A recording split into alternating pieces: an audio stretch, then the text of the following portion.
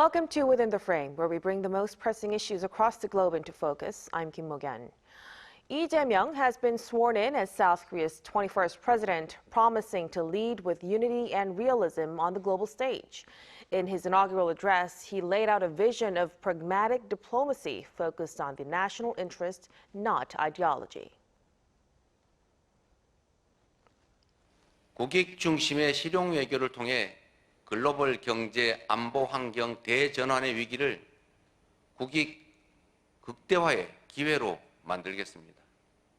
굳건한 한미 동맹을 토대로 한미일 협력을 다지고 주변 국가의 관계도 국익과 실용의 관점에서 접근하겠습니다.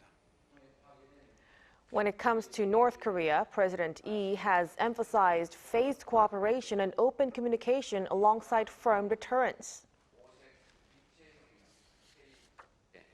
한미 군사 동맹에 기반한 강력한 억지력으로 북핵과 북한의 군사 도발에 대응하되 북한과의 소통 창구를 열고 대화 협력을 통해 한반도 평화를 구축해 나가겠습니다. So to help us unpack how President Lee's diplomatic signals may play out, we are joined by Kim Mok-yeon, Senior Research Fellow at the Institute for National Security Strategy, here in the studio with us. Welcome, Dr. Go. Good evening. And also joining us online is Dr. John Nielsen Wright, head of the Japan and Korea's program at Center for Geopolitics at the University of Cambridge. Welcome to the program. Great to be with you again. Now, Dr. Go, let's start with the whole big picture. So the Lee Jae-myung administration has been launched in full force, and President Lee has presented, like what we heard, a pragmatic diplomacy as his key principle for governance. What do you see as the most urgent diplomatic and security issue that the new government must address first? No, I think one of the biggest challenges that the newly inaugurated Lee administration is facing right now is essentially resetting, readjusting the relationship with our major allies and partners and neighboring countries. So I would say that there's a little bit of wrinkle right now between Seoul and Washington because the White House reaction to the election, the presidential election yesterday was there's a straight twist to it. So after congratulating the winner, President Lee, as well as describing the election in South Korea for being fair and free, the White House official apparently added a comment saying that warning about the potential Chinese interference and intervention, not only in Korea but in democracies around the world. And this was a strange twist to a usual political statement, which is very congratulatory and pleasant coming from the White House. So I think there's been a different interpretation of why the White House reacted this way. And then potentially this speaks to the concern that some in Washington have about the future direction of the new administration's foreign policy. So President Lee has said, I made remarks that raised the eyebrows in Washington before. He tried to essentially say that South Korea can be good neighbors to China as well as remaining an important ally to the United States. And this sounded like a transactional approach, a potential transactional approach to foreign policy under his presidency. And then this wasn't received entirely positively in Washington. So I think this wrinkle should be ironed out the sooner the better. So this is probably one of the important issues that, even though it's very basic, that President Lee is facing also today. In addition to that, there's also the challenge of dispelling concerns about maintaining or continuing with the improvement in the bilateral relations between Korea and Japan from the previous new administration. So we know that the new ruling party, Democratic Party of Korea, has historically been critical of Japan, especially because of the historical issues and also the potential, not the potential, but then the some reactionary policies on the part of the Japanese government in some ways. So and then there was a concern that if President Lee assumed office, then he could turn critical towards Japan and essentially nullifying all the major improvements and not just in bilateral relations, but cooperations in the trilateral sense between Korea, Japan, and the United States that the new administration have been very much commended for. So I think President Lee has said that he's going to continue with the previous successful President Yoon's policy towards Japan. But then I think the jury's still out on that. But I think President Lee has made a very positive comment. So I think he'll be able to rise up to the challenge and essentially eliminate all major concerns and doubts about the future direction of his policy. And we'll look forward to that. Now, let's also take a closer look at the Korean Peninsula and its North Korean policy. So, in his inaugural speech, President Lee stated that he would open communication channels with North Korea and build peace on the Korean Peninsula through dialogue and cooperation. Dr. Nielsen-Wright, what initial steps do you expect him to, take to improve inter-Korean relations? Well, I mean, I think perhaps the first thing to say is that President Lee now is able to reassure many countries in the region that Korea now has a stable and predictable and reliable government. And that's not an inconsiderable achievement after all of the months of chaos and uncertainty that have prevailed. I think when it comes to relations with North Korea, it will be important, however much as a democratic progressive president, President Lee comes from that tradition of engaging with North Korea, to also make it clear, given the increased security challenge that North Korea represents, that the country is going to take deterrence very, very seriously. And I think we've seen that reflected in his public statements. We've also seen it, I think, in the very first 2 hours after becoming president. President Lee had a meeting with the Joint Chiefs of Staff and was able to get a briefing on the security situation vis-a-vis North Korea. I think that's a really important demonstration that he is going to, on these key foreign policy issues, I think, try and live up to his campaign promise, if you like, to govern from the centre, even if in the past he's been associated as a more far-left politician. In all of this, I think the question that is going to be uppermost in the minds of South Korean policymakers is what can be achieved in reaching out to the DPRK at this stage. Given the emboldened nature of the Kim regime, the strengthening of their security posture as a result of the alliance with Russia from last year, and all of those substantive commitments that North Korea has made to support Russia in the war in Ukraine, from which it's benefiting in terms of military preparedness, the government of South Korea has to take that threat very, very seriously. Having said that, progressive administrations, of course, thinking back to the administration of Moon Jae-in, have had a long, successful history of trying to reach out to the DPRK. The big change, of course, that Chairman Kim initiated was tearing up the principles of unification itself and dismantling so many of those mechanisms for providing stability, hotlines, confidence-building measures. So it's certainly worth the new president exploring if there are opportunities to do just that. But I think he will have to move cautiously. And that speech which you cited from is a demonstration, I think, of the importance of, first of all, providing a clear signal to the North Koreans that the change of administration is not going to weaken in any way the resolve of South Korea. And that's a very important first step.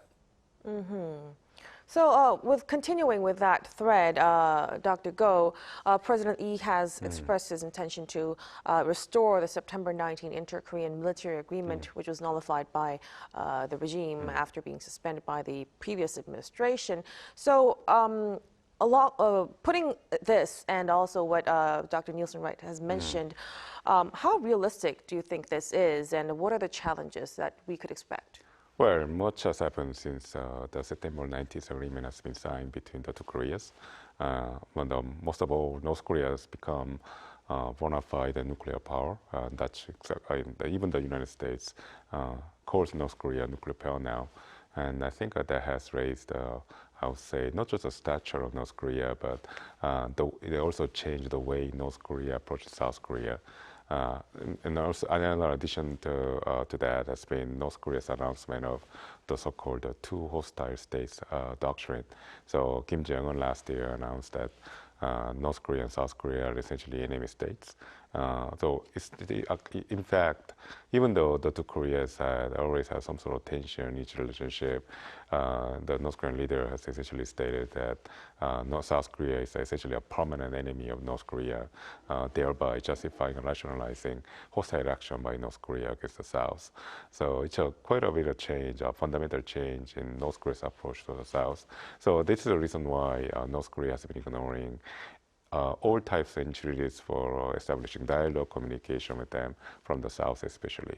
So therefore, restoring the military agreement, which is basically confidence building measure between the militaries of the South, will require restoring a lot more steps before that. So we are going all the way back to the basics, such as restoring the communication lines, the so-called hotlines between the two militaries along the DMZ, which was there before, to ensure that there was no accidental escalation or conflict between the two sides.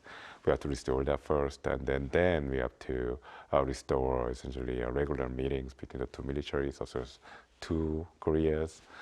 So there will be many steps to be taken before we reach this level of a complex agreement between the two Koreas. And also we have to remember that this September 19th military agreement took place in the overall environment that was very conducive to dialogue. North Korea wasn't just engaged with the South, it was also engaged with the United States. So we can interpolate from that fact that if we want to see the restoration of the September 19th military agreement, the South Korean efforts is probably not enough. Will require attention from Washington and a consistent focus on engaging North Korean dialogue on the part of the Trump administration. So there are many conditions. So it may take some time, but perhaps with the right combination of efforts from the South, as well as cooperation and coordination of actions between South Korea and the United States, perhaps we can see the restoration of the military agreement in the near future. Let's hope for that. So broader security concerns are also coming into play when we talk about this, and President Lee has set the mid to long-term denuclearization of North Korea as his goal, emphasizing a phased and pragmatic approach. Dr. Nielsen-Wright, how do you assess the new administration's strategy towards denuclearization? Well, when it comes to talking about a concrete strategy, I think it's probably too early to say definitively what the government's approach is going to be. The goal of denuclearization, of course, has long been a commonly accepted objective of not just South Korea, but of course its key partners, most obviously the United States. And Dr. Go is very right, I think, to emphasize the importance of coordination with the United States. The first thing I would say is that if you look at those early appointments that President Lee has announced to key figures in his national security decision-making government, Lee Jong-sok, the former unification minister, now as National Intelligence Service Chief, Lee Sung-lak, a very experienced diplomat, former diplomat and politician who has direct experience of negotiating with the DPRK, will be, I understand, the new National Security Advisor. President Lee, therefore, will have around him people who understand both the history and the practicalities of negotiating on this critical question of denuclearization. I think what's also perhaps important to recognize is what President Lee hasn't said on the nuclear issue. During the campaign, his conservative rival, of course, floated the idea of South Korea acquiring its own independent nuclear capabilities, given the threat from North Korea. President Lee has made it very clear that he doesn't support going down that route. And even on civilian nuclear energy, he takes a more, I think, skeptical approach from his predecessor. I think in all of this, maybe it's worthwhile keeping in mind when it comes to denuclearization, how we frame the question of broader negotiations with the DPRK, for which, of course, the Trump administration will necessarily play a critical, if not indispensable part. It might require, for example, real diplomatic agility on the part of President Lee to reprise the approach that President Moon used during the first Trump administration to persuade Donald Trump to take the denuclearization issue seriously. So far, the messages coming out of Washington on that topic have been confused, I would say, even though local American diplomats have been very clear about the cast iron commitment to the US-ROK alliance. We've also heard statements, including from President Trump, suggesting that he's open to discussions with the North, but it's not very clear what the modalities of that would be. And of course, President Trump has a very busy competing set of other foreign policy issues, not least the war in Ukraine, the conflict in the Middle East, as well as his own ambitious, some would say very disruptive domestic agenda, not to mention the tariff question. So one interesting question will be, in crafting any approach on the nuclear issue, to what extent will President Lee be able to persuade Donald Trump that it's worth working together? Because in a way, it's both powers, both Seoul and Washington, working in concert that will open the door, if it can be prized open, to any possible discussion with the DPRK about denuclearization. But I suspect that maximalist goal, given President Kim's very strong, Chairman Kim's rather strong commitment to North Korea's nuclear assets, isn't going to be very fruitful in the first instance. So it will have to be at a much more intermediate level. And to do that, it will be important to persuade the North Koreans that South Korea can offer substantive incentives. And that might be a relaxation of sanctions. It might be the provision of economic assistance. But as I said at the beginning, it's too early to say what that package will look like. Mm-hmm. So Dr. Nielsen-Wright has mentioned incentives that South Korea might be able to provide to the North. Now, as of the moment, North Korea has not really reported about South Korea's election results, and they're remaining silent about this. What do you think about this strategy? And also, could you tell us your opinion about what we can do to bring Pyongyang back to the negotiation table? No, I think the President Lee has taken the correct first steps towards re-engaging North Korea. Professor Nielsen-Wright commented already that one of the important nominations that we also announced today was the nomination of Dr. Lee Jong-suk as the director of the National Intelligence Service. He is, Professor Nielsen-Wright said, he used to be the Minister of Unification, like in the 2000s. So he's a well-known North Korea head. So we can compare his appointment with the outgoing chief of the National Intelligence Service, Ambassador Jo Tae-young. Ambassador Jo Tae-young is not a typical North Korea head. His background lies with the diplomacy with the United States. He was an Korean ambassador to the United States before he became the National Security Advisor. Then he was appointed as the chief of the National Intelligence Service. So Ambassador Jo had a much better cosmopolitan background, much wider focus, and focus mostly on the diplomacy, international security, whereas Dr. Lee is clearly a well-trained, well-known, veteran expert on interKorean relations. So I think his appointment alone probably signals to North Korea that President Lee is very genuinely interested and committed to restoring the interKorean dialogue. Even though North Korea hasn't made an announcement or statement in that regard, I'm sure they are welcoming it because they don't want to be ignored. North Koreans are very proud, so they want to be paid a lot of attention. And clearly, the outgoing, the previous administration of President Yoon was intentionally indifferent towards North Korea. So this change in attitude is probably the very basic step towards restoring our relationship between the two Koreas. So I think North Koreans are going to react in the due time. Perhaps they're not going to react in a way that South Korea would like to, such as a positive statement welcoming President Lee. But then any reaction at this point is probably a signal that the North Koreans are ready to engage one another, maybe tentatively, maybe they are not committed to our long-term relations. But then I think any sign will be positive at this point. And I think President Lee is taking the right step in that direction. Right, so that could be the start of a dialogue, of course, too. Right. But I'm afraid we will have to conclude our discussion at this point tonight. We're running out of time, but I really appreciate your time and your insights, Dr. Go. My pleasure. And of course, Dr. Nielsen-Wright, we appreciate it. Thank you very much, as always.